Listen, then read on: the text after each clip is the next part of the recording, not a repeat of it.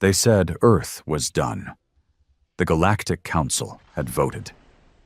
One by one, representatives from a dozen species, those who looked down on humans like we were nothing more than wild animals wearing clothes, raised their glowing fingers, tentacles, and claws in agreement. The sentence? Total planetary disarmament, a forced surrender of Earth's defenses under the guise of galactic peace. But everyone knew what it really was, a slow execution. They didn't want peace, they wanted us gone, controlled, tamed, forgotten. We tried to negotiate. Our diplomats bent over backwards, swallowed pride, offered terms, begged for compromise. I was there, watched the vids from the front lines. Our ambassadors laughed out of the chambers like clowns at a royal court. They called us the apes who built toys of war and unstable primitives with dangerous toys. But that was before the Halery struck. A rogue action, the Council claimed later. Unsanctioned aggression. But we knew better. The Halery didn't sneeze without Council approval. They dropped plasma charges across 3 continents, wiped out New Europe, all of Northern Asia, and half of the African belt. Over 2 billion dead in the first 5 minutes. No warning, no declaration. I lost my wife and both sons in that flash. 1 second they were laughing in the kitchen, arguing over toast. The next, gone. Nothing but static on the comm and a blast wave that flattened everything within a 100-mile radius. I was stationed off-world, orbiting Mars. By the time I got back, Earth wasn't a blue marble anymore. It was a cratered corpse with smoke spiraling into space like bleeding arteries. And then, they had the balls to blame us. The Council issued a statement, said Earth provoked the attack by harboring extremist technologies and failing to comply with disarmament protocols. They acted like we'd nuked ourselves out of stubbornness. No, that wasn't stubbornness. That was a massacre. The President went silent. Our fleet? Grounded. Communications? Jammed. They thought they'd broken our back. But they didn't count on us getting back up. And they definitely didn't see what was coming next. Because something ancient snapped in humanity that day. Something buried under years of peace treaties and global cooperation. Something older than diplomacy. Older than civilization. Rage. The kind of rage that doesn't want justice or negotiation. It wants blood. And we had one man left who could lead us there. Commander Derek Holt, retired, washed up, labeled a war relic by the Council after he punched a Galari ambassador in the face during a trade dispute. He didn't ask permission. He didn't hold press conferences or give stirring speeches. He just vanished. And so did 5 destroyers from the Martian defense grid. 3 weeks later, the Halery homeworld turned into a burning red smear across quadrant maps. No survivors, no signals, just silence. The Council panicked, demanded an investigation, screamed violations of intergalactic law. But by then, it was already too late. Earth had awakened something feral, something they didn't expect from a species known for music and coffee and art museums. We weren't interested in proving our innocence anymore. We were out for vengeance. And the man leading us was no longer a diplomat. He was the architect of the counterattack that made the stars themselves tremble. The first fleet he rebuilt was called Retribution. No politics, no flags. Just a crew of the broken, the grieving, and the unforgotten. Ex-special forces, pilots who'd lost limbs, hackers burned by Council intel viruses, soldiers marked dishonorably discharged for punching back when their units were slaughtered. He gave them one job: strike back with brutality. No warnings, no rules. When the Council sent out peace envoys, they didn't even make it past Jupiter. Their ships went dark. Their message beacons were found a week later, spinning slowly in the void, broadcasting only 2 words on loop. Not enough. And it wasn't. Because Earth wasn't just looking for justice anymore. We were looking to end the game entirely. They thought we'd be afraid. After everything, the bombings, the betrayals, the smug council statements wrapped in fake concern, they still thought humans would roll over and beg to be spared. But Earth didn't beg anymore.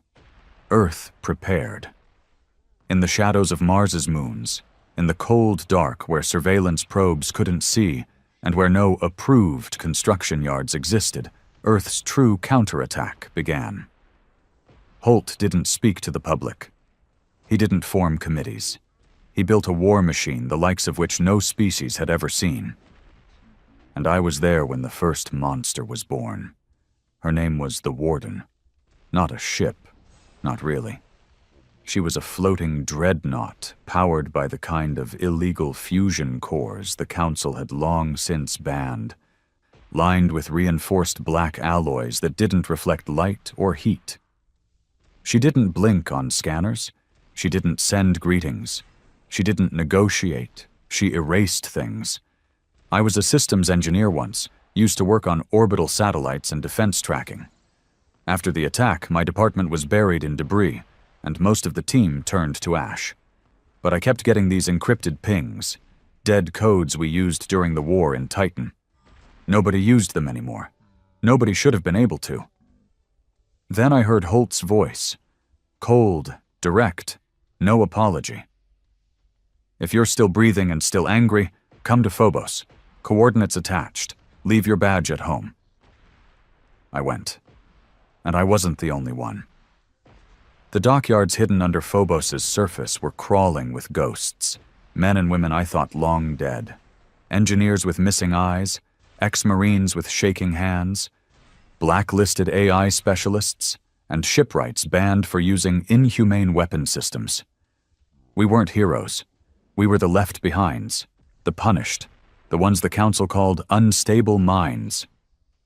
And Holt needed exactly that kind of madness. No bureaucracy, no red tape, just vengeance. The Warden wasn't the only one. Over the next 3 months, Holt's rogue fleet tripled in size, not by volume, but by ferocity. No ship was built for defense. Every one of them was armed with AI-driven railguns, stealth torpedoes, adaptive cloak fields, and viral override worms designed to crash enemy command systems within seconds. And worse? They were crewed by men who had lost everything. No salaries, no medals, just names etched into steel walls, wives, sons, daughters, brothers, all burned in the Hilari strike. Every weapon we mounted carried a personal engraving. Mine said, "For Eli, age 7, laughed like thunder." I didn't even cry carving it in. I was dry inside. Holt's first target after the Hilari homeworld wasn't a military installation. It was a trade hub, Eoris Prime, center of the Veari Consortium, a planet known more for glittering towers and artificial oceans than war. Why hit a civilian world? Because the Veari signed off on the Hilari attack. Not officially, but the data Holt's hackers pulled from captured comms showed they funneled weapons, encryption keys, and movement maps. That made them collaborators. And Earth had stopped distinguishing between warmongers and the ones who held their coats. No warning was given. One night, the skies above Eoris shimmered with auroras, beautiful, unnatural patterns across their atmosphere.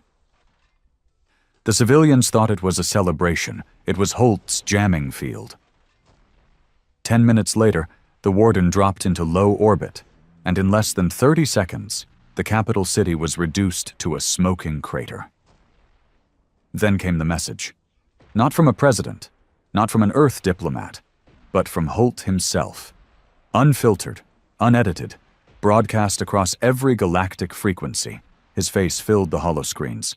Gray hair, old scar down his temple, eyes like knives. You forgot what humans are. You thought killing billions would tame us? That burning our cities would turn us into obedient pets? You thought wrong. We are not here for negotiations.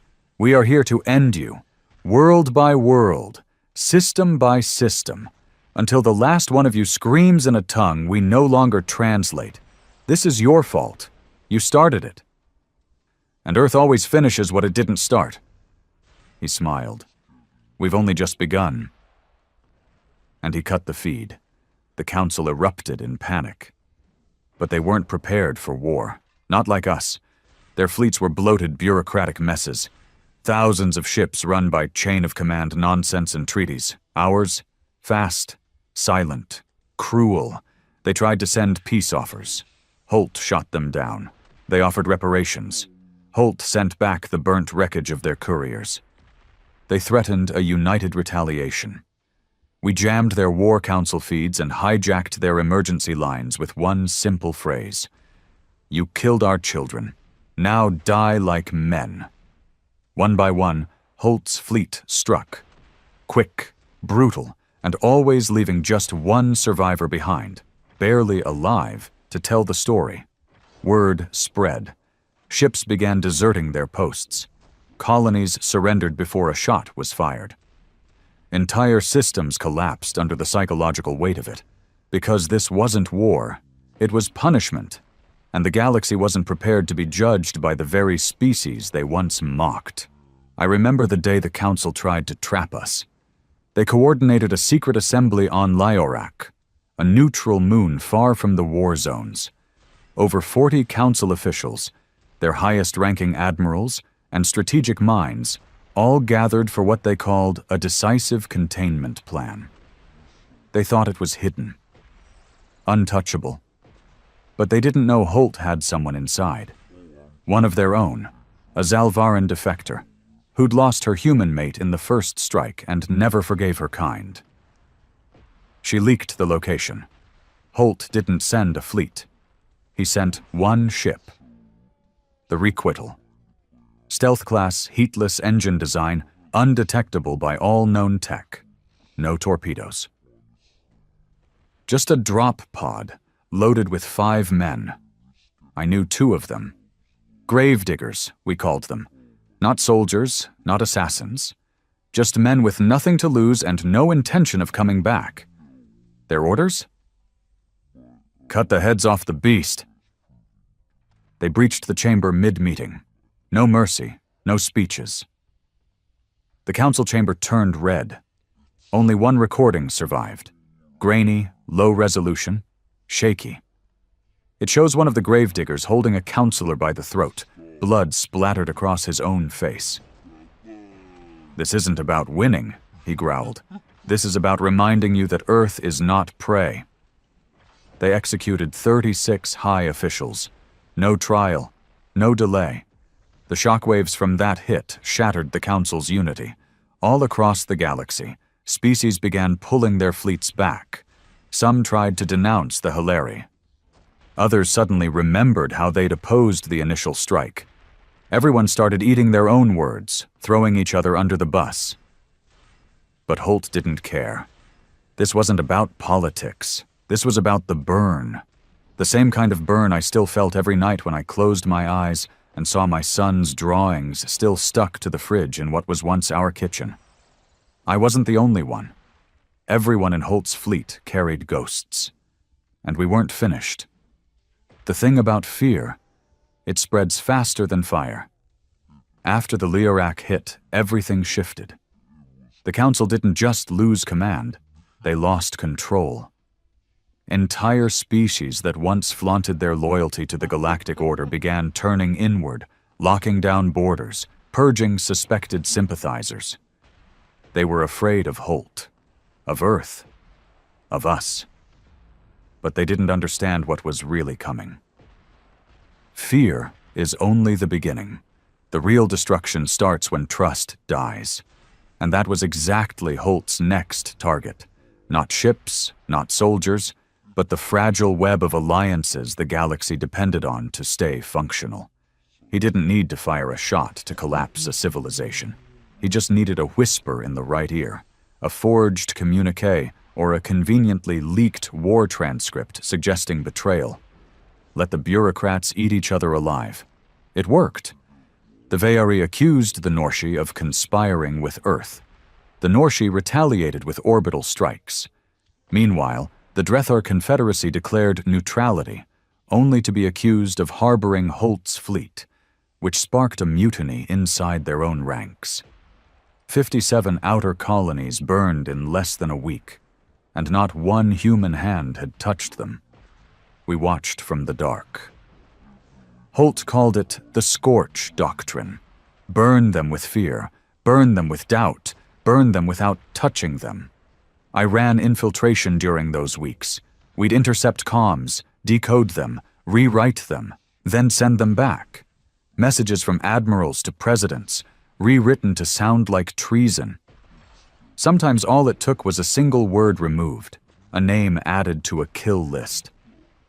Then we'd sit back and listen to the screams echo through the void. Funny thing is, I never liked this kind of warfare. I used to believe in clean lines, enemies, allies, truth, lie. But the day my son's heart stopped beating in a flash of blue fire from the Hilari sky, my moral compass stopped working. There was no north anymore, just pain. And Holt understood that. He fed it. His speeches were never about strategy. He didn't talk like a politician. He didn't promise medals or glory. He'd just gather us in the dark bays of our black-hulled ships, eyes hollow, voice low. They thought they could erase us, turn us into a cautionary tale. So let's become one. Let our name taste like ash in their mouths. Let them wish they'd killed us completely, because what comes next makes extinction feel like mercy. We didn't cheer. We just nodded. We were past noise, past celebration. The only thing that moved us now was the sound of another alien scream cut off mid-sentence by fire. The real shift came during the siege of Hestelis.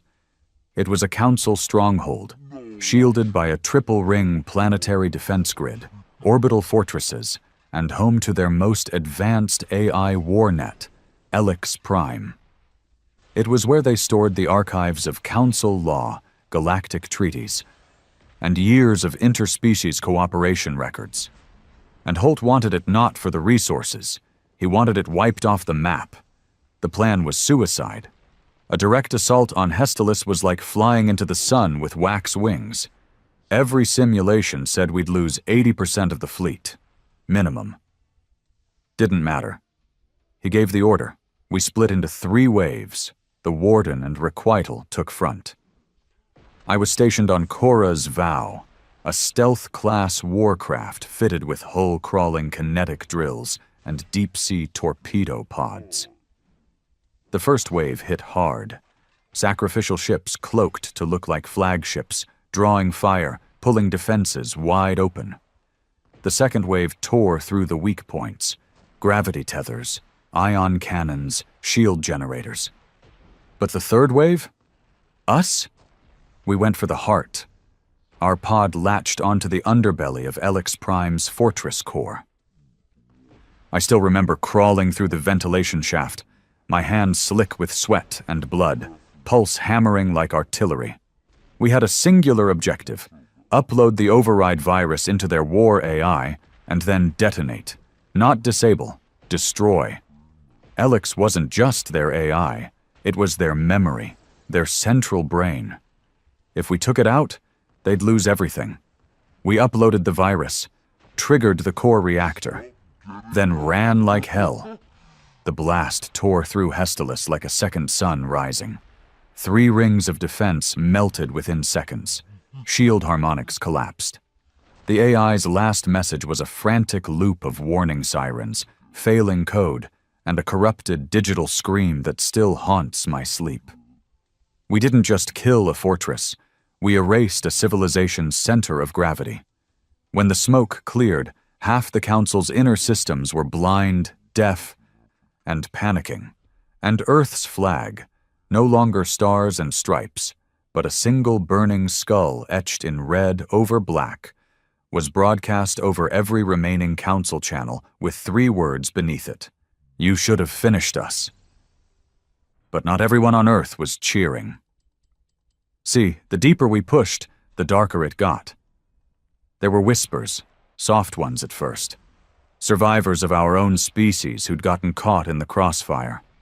Colonies that refused to join Holt, pleading for mercy, for reason. Some defected to the Council. Others just begged to be left alone. Holt labeled them compromised, and we burned them too. There was a moment, a crack in me, brief but sharp, when we hit the Arcadia outpost. It was a science station. Neutral, human-run, declared non-combatant, peaceful. They were helping with refugee processing for survivors, human and alien alike. Holt said they were leaking data. We surrounded the station. They denied the charge.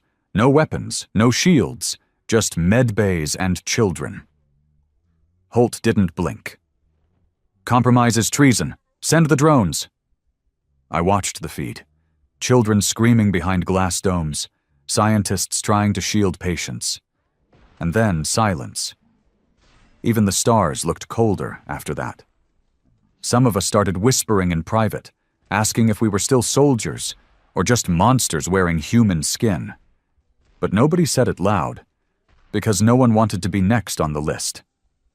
The final crack came with Operation Glass Halo. The plan? Strike the Council's last defense node, Arkan Core. It wasn't a city, it was a moon, a manufacturing hub that stretched beneath the crust, churning out ships, weapons, and tech for centuries. Its defense was automated. Its power source rumored to be a core siphon reactor, dangerous, volatile, banned under every galactic treaty. Perfect. We deployed everything. Every remaining warcraft, every orbital mine, every cyber ghost and drone swarm. The attack lasted 3 days. 3 full days of hell. I lost half my team within the first hour. Another quarter in the reactor breach.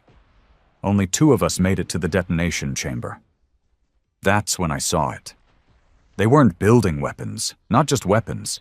They were experimenting on humans, clones, hybrid splices, half-dead soldiers wired to machines, pumping neural code directly into Council tech.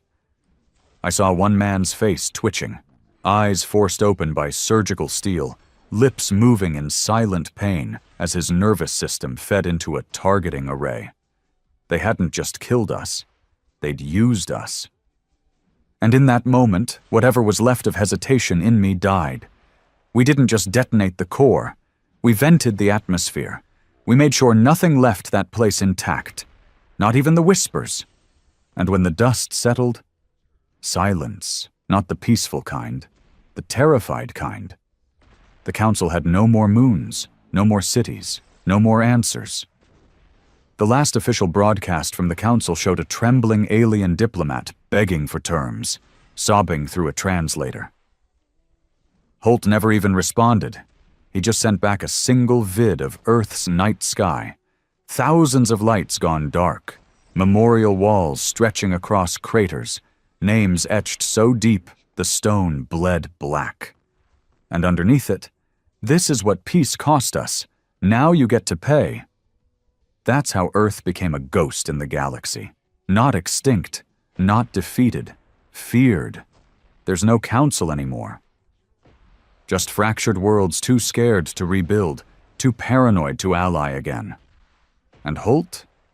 No one's seen him in years. Some say he vanished into the stars with the Warden, becoming legend. Others claim he was buried beneath the ruins of Hestelis, still gripping the weapon that broke their gods. I don't know. All I know is this. The galaxy thought Earth was soft. They thought wrong. Because when the Council ordered our execution, they didn't kill a species. They resurrected a monster. The galaxy was quiet. Too quiet. After Arkan Core fell, there were no more countermeasures, no more fleets, no more grand speeches from the Council's trembling mouthpieces. The comm channels, once flooded with strategic chatter, political bartering, and lies, went cold. We'd silenced them. And yet, the silence didn't feel like victory. It felt like a graveyard. I remember sitting on the cold hull of Korra's Vow, helmet off, staring at the stars like they owed me something. They didn't shine the same way anymore. The constellations I used to trace with my boy's tiny fingers meant nothing now. We'd burned through the myth of peace and turned every light in the sky into a reminder, not of triumph, but of how far we'd fallen. Earth didn't celebrate. No parades, no reunions, because there wasn't much left to go home to. The planet was still scarred, oceans poisoned, continents cracked, cities nothing more than ash and stories. The atmosphere barely breathable. Most of humanity now lived off-world, in hollowed-out mining moons, orbiting station scraps, and crumbling refugee barges. We won the war, but we lost everything else. Even Holt disappeared. After the final broadcast, he vanished. No trace. No ship logs, no comms. Some say he died during the moonquake that split Hestelis in half. Others claim he slipped into dark space, no longer needed, no longer wanting to be found. I didn't care. I didn't need Holt anymore. None of us did. Because the rage that carried us through the blood and fire had nowhere to go now. There were no more aliens to kill.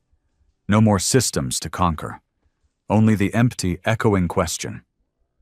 What now? It started small. Disputes over salvage rights, black market trades, rumors of phantom fleets still loyal to the old council. Then someone hit one of our recon ships. No survivors. Just a scorched insignia burned into the hull. Peace through order. At first we thought it was a joke, but the attack reports kept coming. Surgical strikes, comm relay disruptions, stealth bombing of our logistics hubs. Someone was reorganizing, and they weren't human. We thought we'd broken the council. We hadn't. We just shattered it into 100 desperate pieces, and now those pieces were fighting for power like vultures over a fresh corpse. I got dragged back in when Virex Station went dark. It was a neutral trade outpost. Mostly humans, some Zalvaran merchants, even a few Norshi who'd laid down arms during the collapse. Supposedly peaceful. They were found 2 days later, floating in a silent orbit around a dead sun. Bodies vented into the void. Every terminal burned. Whoever hit them didn't just want to kill, they wanted to erase. Same tactic Holt used, same brutality. But this time, it wasn't us. It was a response. Someone was taking pages from our playbook and turning it against us. I got a ping from an old contact, Dizar, a Norshi defector I'd fought alongside on the outer moons during Operation Glass Halo. Smart, untrusting, but he owed me his life. He met me in the ruins of a smuggler's moon near the CERN belt. Place smelled like rust and old blood. They're calling it the Restoration, he told me. Not the Council, something worse. Fewer speeches, more executions. I asked who was leading it. He hesitated, then said one word that sent a cold shard of ice down my spine. Harrion. I knew that name. Everyone did. Council Admiral, architect of the Earth disarmament vote. One of the few who'd survived Layarak by evacuating early. Rumored dead after the Gravedigger incursion. Apparently not. Apparently Harrion had watched the galaxy burn and decided to start over. He wasn't rebuilding the Council. He was building something purer, leaner, less talk, more guns. Dazar slid a cracked data chip across the table. They've been cloning, recruiting, stealing your tactics, your codes, turning refugees into indoctrinated fighters.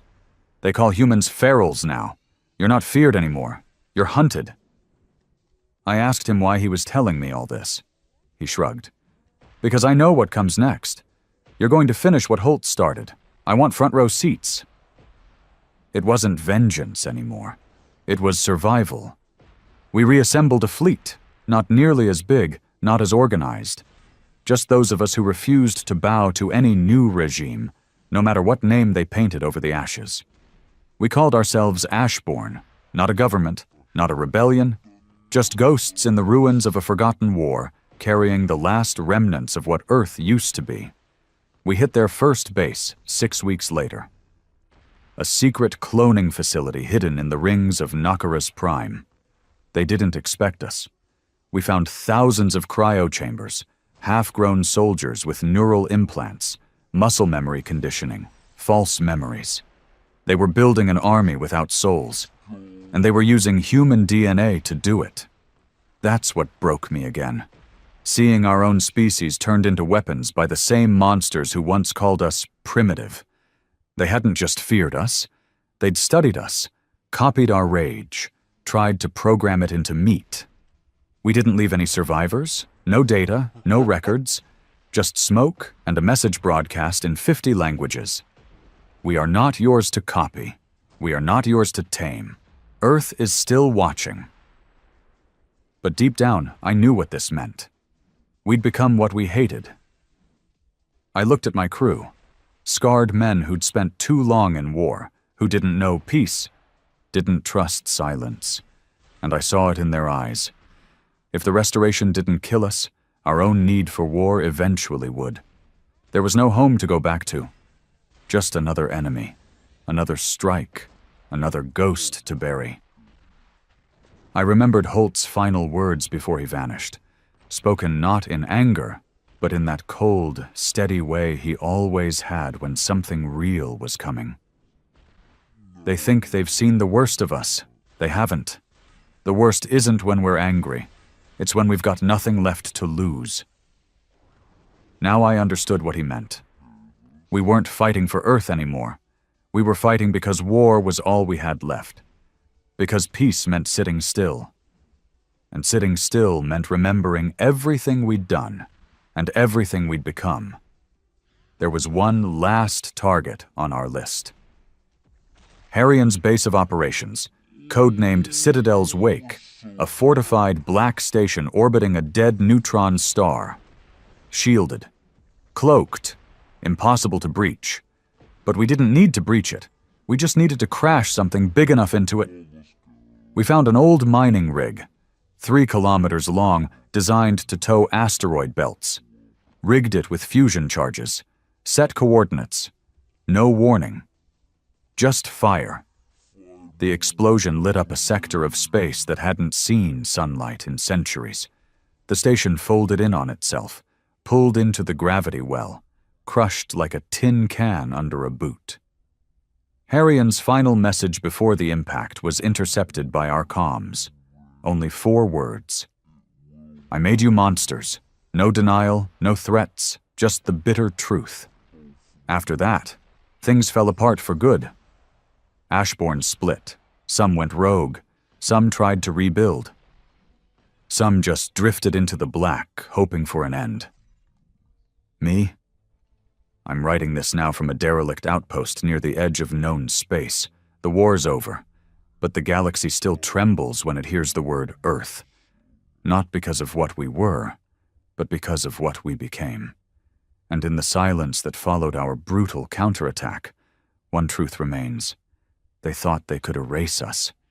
Instead, they created the very nightmare they feared most. I used to think war ended with a bang. Now I know better. War doesn't end with explosions. It ends with echoes, the kind that sit in your bones when the noise dies down and the smell of burned metal fades. It ends when you're floating in some forgotten corner of space, staring at your own reflection in a dead monitor. Wondering when you stopped being a man and became just another weapon that somebody else built. That's where part 5 of my life started. In the cold belly of a half-broken ship drifting over a nameless rock. My crew had scattered. The Ashbourne weren't a fleet anymore. We weren't even a movement. We were just survivors, pretending we still had a mission because the alternative, admitting we had nothing left, was too heavy to hold. The void was our only constant. The hum of the life support systems became a lullaby. Meals were tasteless nutrient packs. Sleep was a coin flip between nightmares and numbness. The war had become a reflex. And now, without an enemy in front of us, that reflex had nowhere to go. It just sat there, coiled inside. I'd lost track of how many weeks I'd been alone, when a faint signal bled across my console. Not a distress beacon, not a council code, something older, something human. The message was a single word. Sanctum. No coordinates, no signature. Just that. I almost ignored it. But boredom and curiosity are cousins, and in the emptiness they start to look like hope. I fed the word into the ship's cracked nav system, cross-referencing what old star charts we still had. Sanctum didn't match any registered station, colony, or military grid. But there was a ping, faint, near the edge of the old Hilari sectors. I set a course. What else was there to do?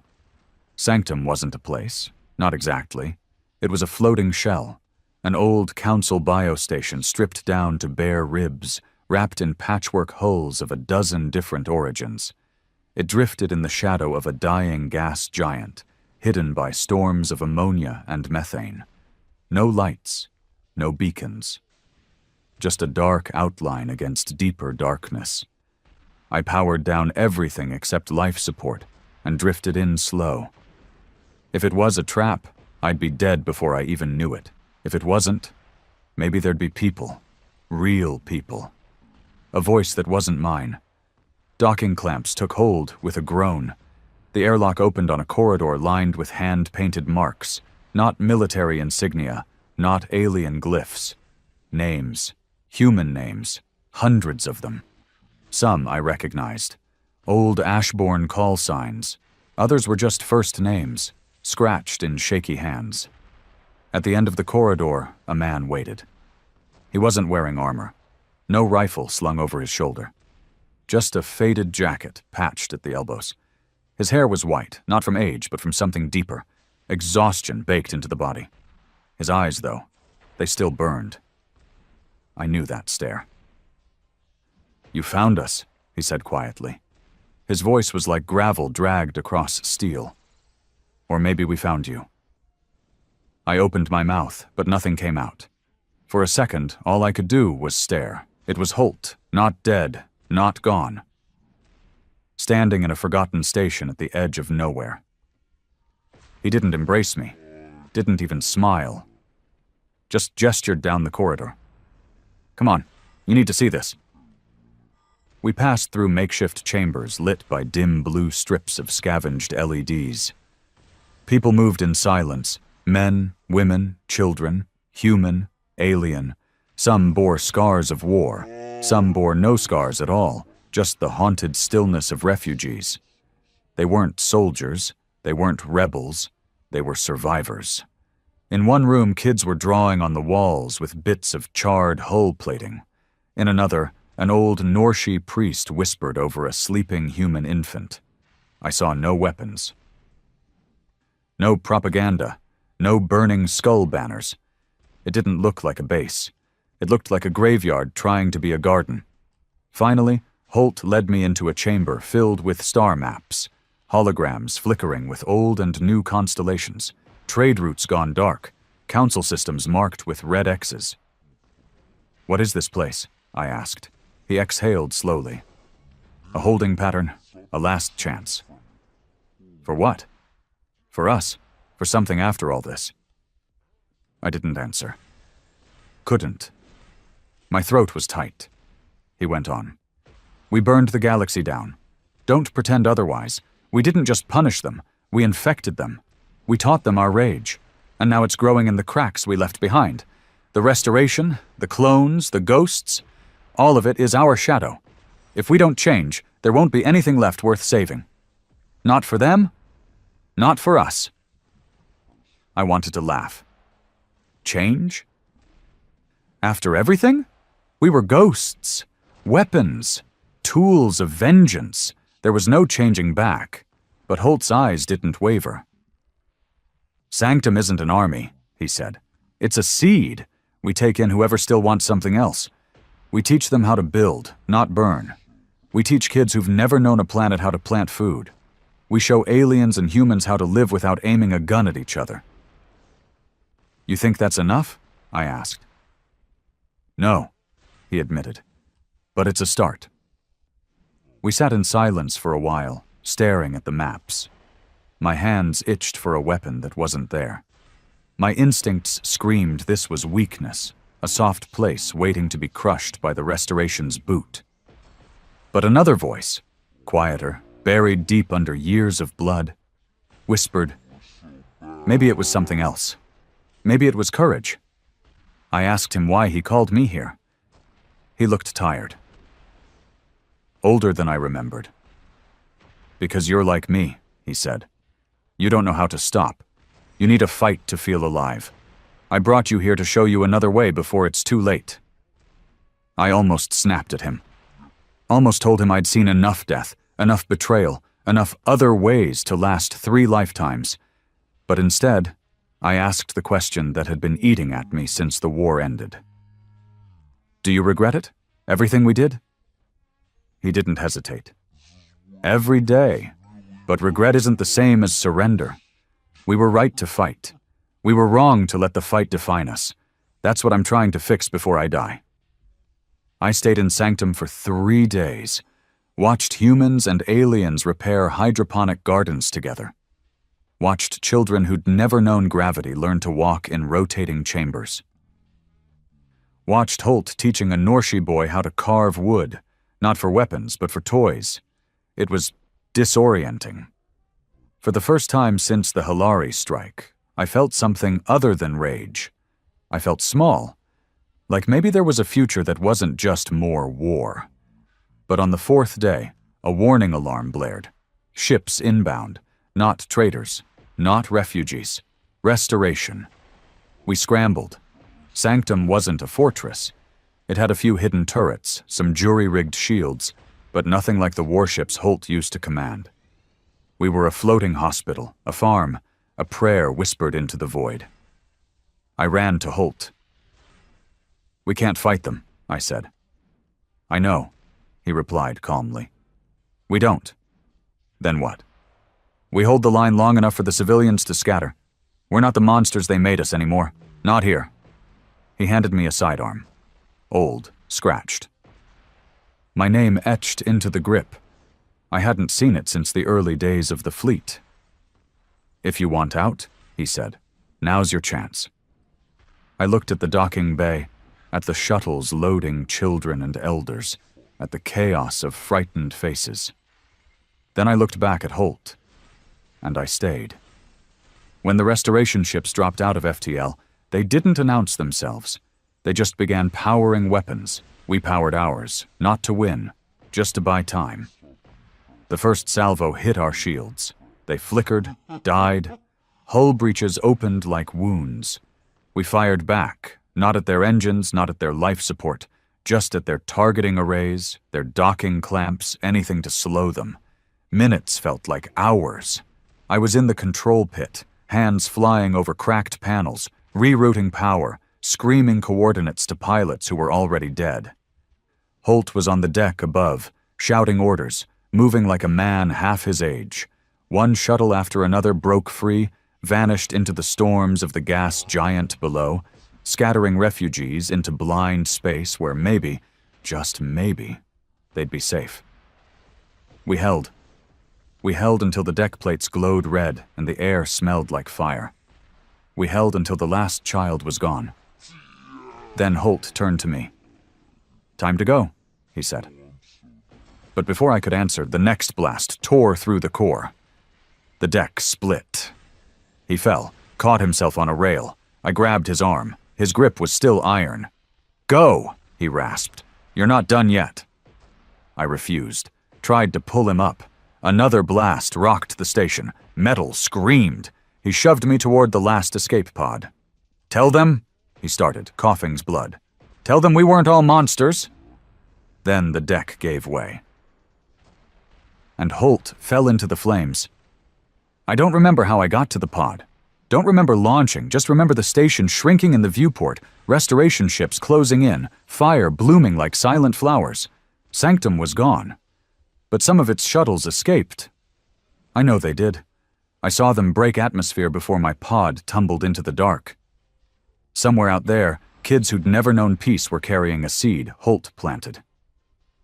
And me? I was back where I started, alone, floating in the void. A weapon with no war, a man with no orders. But something had changed. For the first time in years, my rage didn't feel endless. It felt tired. And in that tiredness was a strange, fragile thing I hadn't felt since the kitchen on Earth before the Hilary strike. Hope. Not the loud kind, not the kind you shout over battle. The quiet kind. The kind that plants itself in ash and waits. Maybe Holt was right. Maybe the worst wasn't our rage. Maybe the worst was what would happen if nobody tried to be more than it.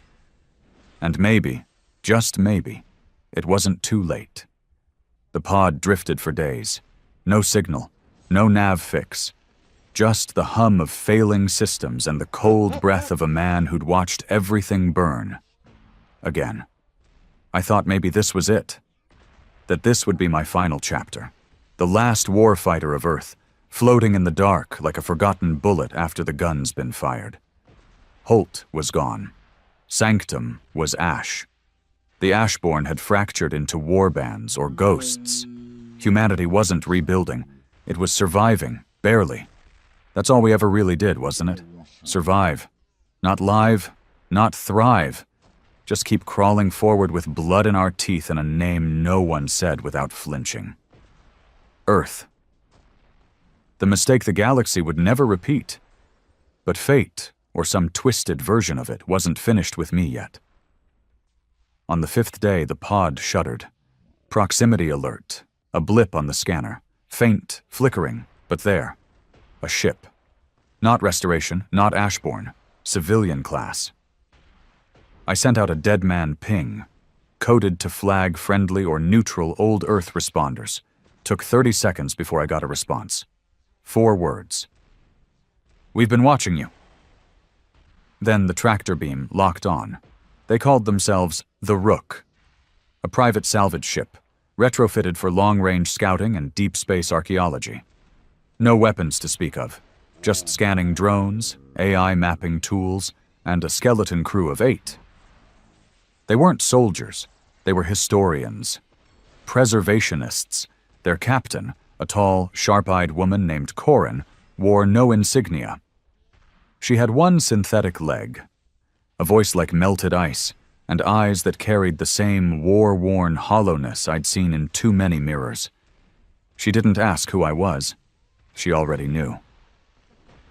You were at Sanctum, she said when I staggered off the medbed. You knew Holt? I asked. I knew of him, she replied. He tried to start something worth saving. So do we. I didn't trust her. Couldn't afford to. But I was too weak to walk away, and too sick of drifting in empty space to argue. They gave me food. Real food. Not paste. They gave me clean water. Let me rest. No questions. Until the 3rd day aboard. Then she brought me to the main hold. And that's where I saw it. Dozens of sealed crates, scavenged terminals, fragments of data cores, ship fragments with old Ashborn marks, and in the center, something I hadn't seen in over a decade, the original Earth Resistance archives. Logs, comms, testimonies, videos of cities before the burn, footage of Holt's early speeches before he went dark, hidden pieces of the war no one had ever seen. We've been gathering everything they erased, Corin explained. Restoration, the old council, even some of the Ashborn after they went rogue. Everyone wanted to control the narrative, make themselves the heroes, bury the bodies. I felt something stir in me. Not rage, not guilt, something else. Clarity. Why? I asked. Why dig up this mess? She smiled, bitter. Because history's the only thing stronger than fear, and someone needs to remember what really happened. I stayed with them. Didn't mean to. Didn't plan to. But days turned into weeks, and I found myself helping, sorting footage, identifying faces in shattered vids, correcting misinformation spread by restoration cells. I still didn't sleep much. Still woke up reaching for a rifle that wasn't there. But for the first time in a long time, I wasn't killing anything. I was preserving. And it felt right. At night, I'd sit in the archive hold and watch old transmissions, some from Holt, others from nameless soldiers, survivors, mothers, engineers, children recording last messages before the council strikes hit. One stuck with me. A boy, maybe 8, sitting in a bunker, face smeared with dust. If you find this, tell the stars we tried. I watched that clip 10 times in a row. Then I cried. Not loud, not messy, just sat there and let it happen. I hadn't cried since the day my wife and boys were turned to shadows. It didn't make the pain lighter, but it made me remember they existed. And that mattered. The Rook traveled system to system, never staying in one place long. Restoration scouts were everywhere now, hunting anything even close to old Earth remnants. Corin had a bounty on her head that made even former Ashbourne commanders blush. But she didn't care. She was building something Holt never got the chance to. A truth weapon. Something more powerful than fleets and plasma. Evidence. Proof of what was done. What we became. What the Council unleashed. And what we had the choice not to become again. And she wanted me to help finish it. "People still listen to you," she said one night. "You were there, at the start, at the worst. If you speak, they'll listen." I didn't want to be a voice. I wanted to disappear. But disappearing hadn't done any good so far. So I said yes. We compiled it into a single archive. We called it The Black Echo. It wasn't propaganda. It was ugly. Raw. Filled with guilt, blood, screams, and truths that burned. Holt's worst orders, council betrayals, Sanctum's fall, children dying in orbit, entire civilizations crumbling under the weight of fear and revenge. It was honest, and it hurt to make. But when it was done, I recorded one final message, one last entry from a broken soldier who'd helped destroy a galaxy and had nothing left to lose. Here's what I said. "My name doesn't matter. You've heard 100 versions of me, hero, butcher, survivor. None of them are true. I was there when Earth burned. I was there when we made them pay. And I was there when the fire went too far. You think vengeance is power, that striking back makes you strong. But the truth? It just makes you less. The stars are quiet now, but that silence wasn't earned. It was taken, with blood, with fire, and with the screams of those who never got to speak. If you find this, don't make the same mistakes. Don't let rage speak for you. Don't become what you swore you'd never be. And if someone tells you Earth was a monster, tell them this. Earth was hurt. Earth was angry. But Earth remembers. And remembering is the only way we become more than our scars. We broadcast the Black Echo on every dead frequency. We hid it inside abandoned satellites, buried it in convoys, slipped it into derelict trade beacons. We knew Restoration would try to erase it. But truth has teeth, and once it bites, it doesn't let go. Whispers started. Small at first. Whole sectors went dark after intercepting the file. Restoration commanders defected. Ashbourne rogues began surrendering. Some colonies stopped flying flags entirely, choosing instead to display the new mark Corin had designed, a broken circle with light bleeding through the crack. They called it the Hollow Sun. Not a symbol of victory, a symbol of survival and of learning. I stayed on the Rook for 3 more months. Then one night, I told Corin I was leaving. "There's still one place I need to go," I said. "Earth?" she guessed. I nodded. "Even if there's nothing left, I need to see it one last time." She didn't try to stop me, didn't say goodbye. She just hugged me. No words. Just warmth. Like something human. Like something we'd all forgotten how to do. Earth wasn't the blue jewel it once was. It was cracked, battered, tired. But it was still there. And when I landed, in what used to be the Midwest, I found something I hadn't seen in decades. Green, grass, life pushing up through ash. a single tree growing in a crater, and beside it, a child's toy, half melted, half buried. I picked it up, held it, and wept, for the first time, not out of rage, not out of guilt, but out of memory. The galaxy might forget. But I won't. We were fire once. Now we are echoes. But even echoes in the right place can become a voice again. And mine says this: we are still here. We are still human. And we are learning. I stayed on Earth longer than I thought I would. I came for closure. Thought maybe I'd walk the old ground, pay my respects to the dead, maybe find the last place I saw my wife and kids and dig a hole deep enough to bury the guilt. But Earth wasn't interested in closure. She was healing, painfully, unevenly, like an old fighter waking up with broken bones but choosing to stand anyway. The cities were still gone. The skyline where I once held my sons up to point at the blinking towers was nothing but rusted beams and collapsed concrete. But down below, in the dirt, something moved. Life. Not much. Not organized. Just small clusters of people rebuilding with their hands instead of weapons. Refugees who'd drifted back from old orbital stations. Farmers who figured they might as well try. Even a few ex-Ashborn who were just done with running. I joined them, not because I believed in some grand second chance, but because I didn't have anywhere else left to go. The settlement we called Redwake was a misnomer. There was no red and no water, just the remains of a mining facility buried half in the ground with a cracked reactor core we'd patched up, using parts from a downed Hilari drone. It wasn't safe. Nothing ever was. But it was ours. My job was perimeter watch. Old habits die hard. I set up motion sensors, hand-built a surveillance grid with tripwire drones, rigged the entrance road with sonic alarms. I trained a few of the older teens how to shoot, reluctantly, in case something came crawling out of the dark that still remembered the war. But mostly I stayed quiet. Didn't tell them who I used to be. Didn't say my name. Just kept my head down and built. There was a woman there, Mara.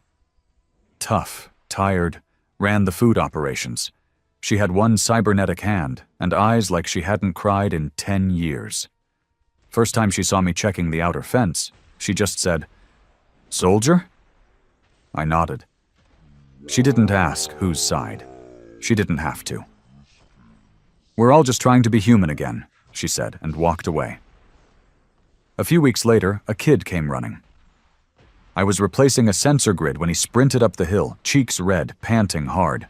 Ship, inbound, south sky. I didn't panic. Just grabbed the binocs, checked the vector, civilian pattern, rough. No formal ID, drifting slower than most pirates would fly. But I saw the mark etched on the underbelly, half-burned, faded. The hollow sun. I told them not to shoot. We waited, guns down, as the ship groaned its way through the clouds and landed in a swirl of dust.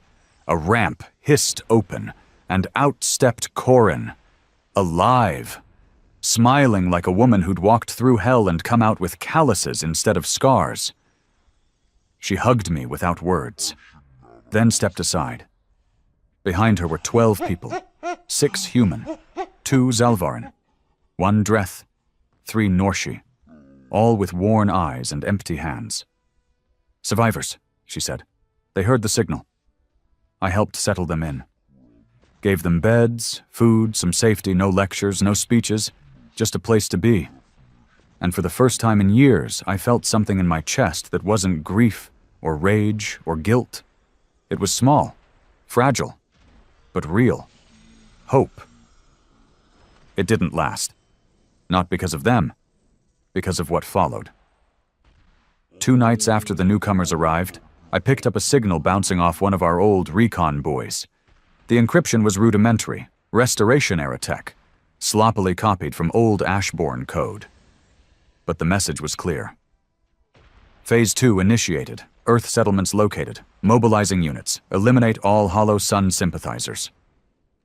They were coming. Again. The war wasn't over, just paused. We held a meeting that night. the first real one since I arrived. About 30 of us, all gathered in the broken mess hall beneath the old reactor dome. The air smelled like oil and ash. Someone passed out tea in cracked mugs. Mara stood beside me. Corin stood in front of us, arms crossed. "We knew this day would come," she said. "Restoration didn't die. It just got quiet." Someone asked what we were supposed to do. Fight? Flee? Hide? "We do what we've always done," I said quietly. "We survive, but this time we don't run." I saw the fear in their eyes, the silence, the old ghost of war drifting back into the room like smoke from a long-dead fire.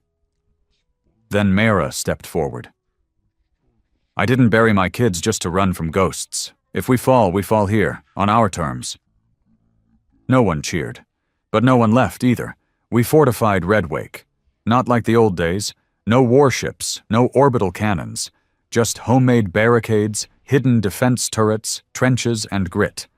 I trained anyone willing to hold a weapon.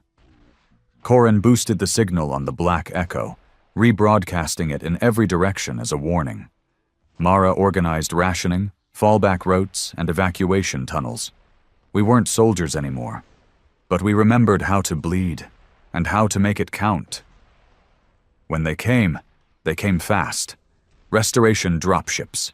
Armored, efficient, brutal, painted black with silver claw marks. No insignia, just one word pulsing on their hulls in red digital script. Cleanse.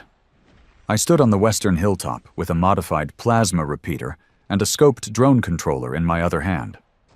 The sky was thick with ash from old forest fires, and the sunset made everything look like it was bleeding. Behind me were 32 survivors, not warriors, just people. But they stood tall, and that was enough. The first wave hit hard. 12 combat drones. 6 exosuit infantry, 1 anti-personnel tank. We lost the North Barrier in the first 3 minutes, but we held the line. We used trip mines built from old reactor coils, hacked into their targeting arrays mid-fire. I watched Mara take down a drone with nothing but a repurposed farming spike and zero hesitation. Corin set off a sonic disruptor at point blank.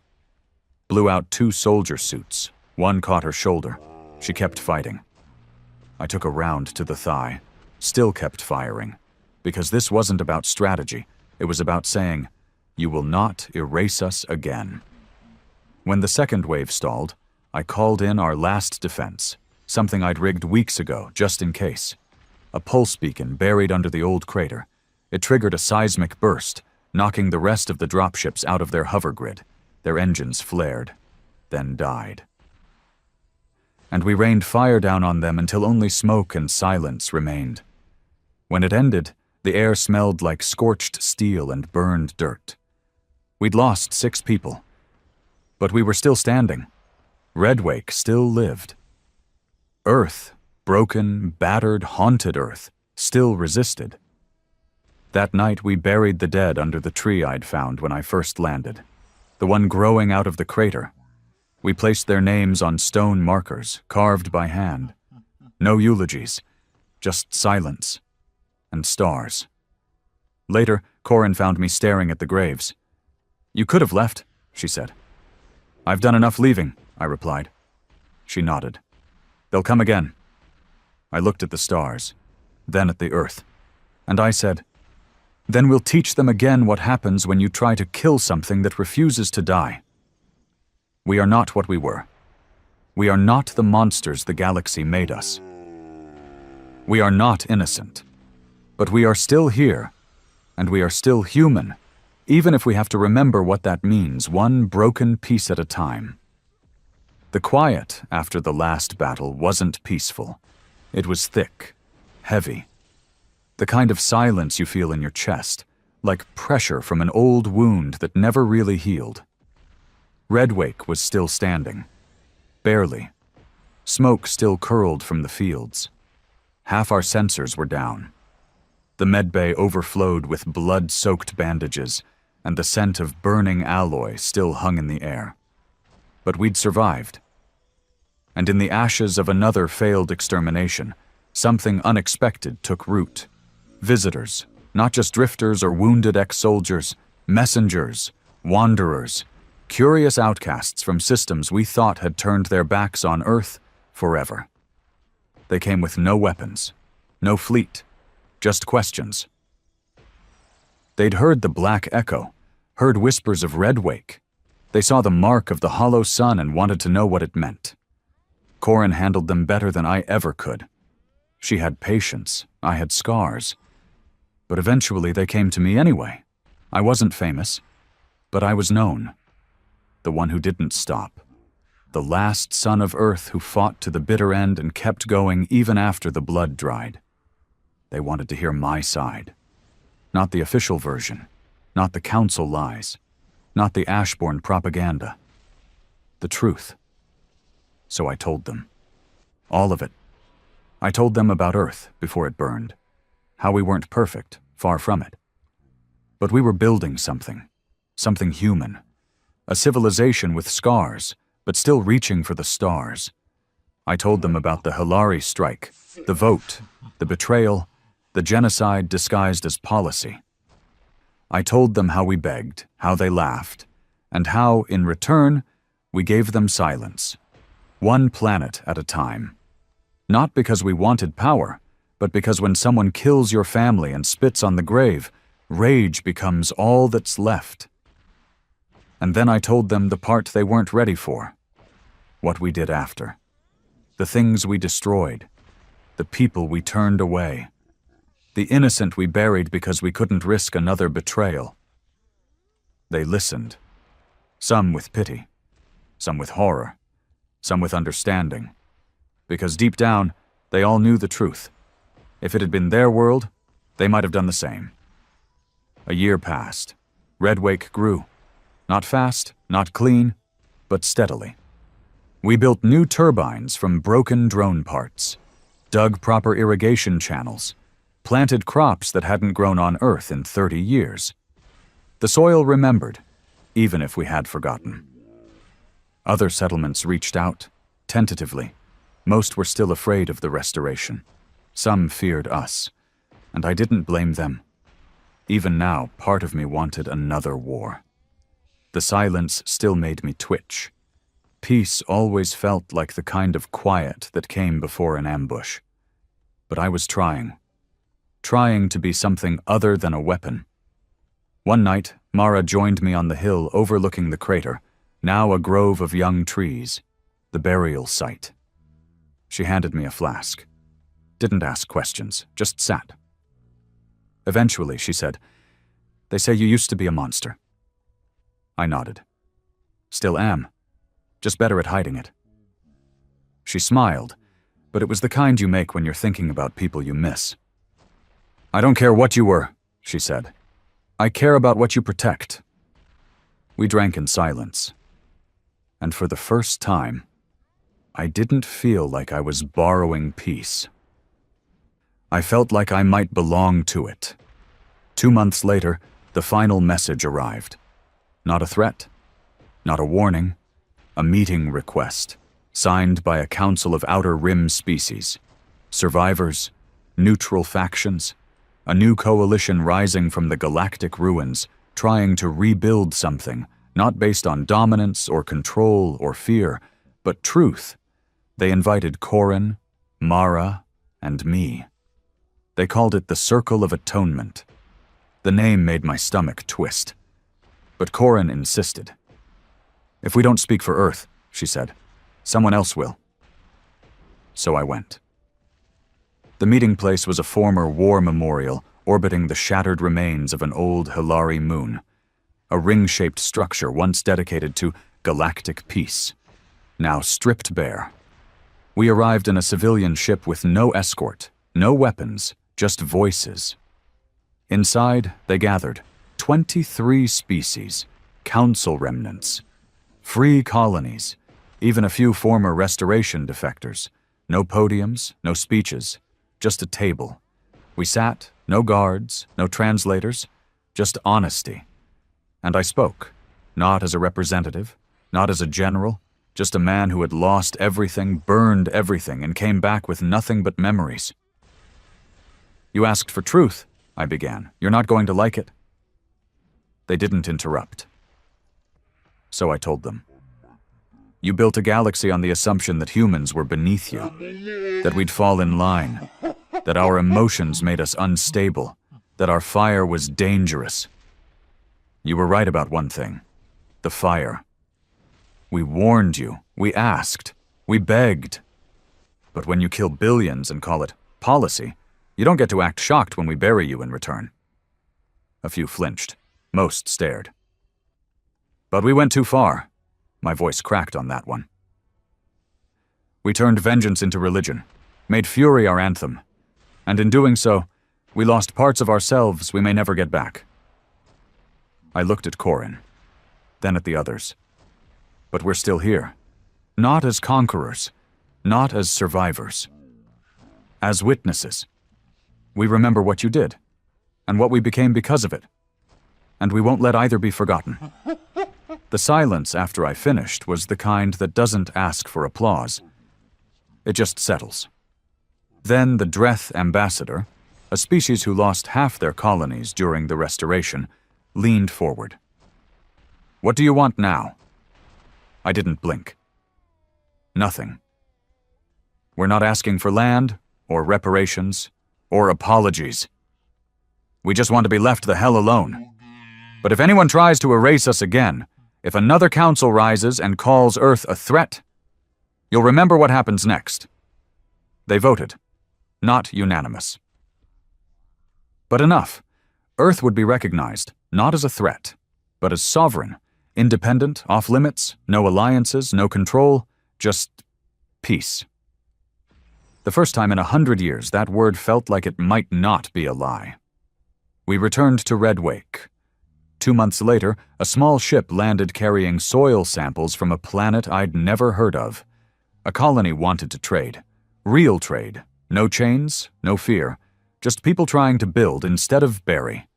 And a year after that, I helped plant the first tree outside the crater grove. A real one, from earth seed. Roots taking hold in scarred ground. The kids ran past me as I watched it, laughter echoing like it used to in my kitchen long ago. I felt something crack in my chest. Not pain, not grief, just relief.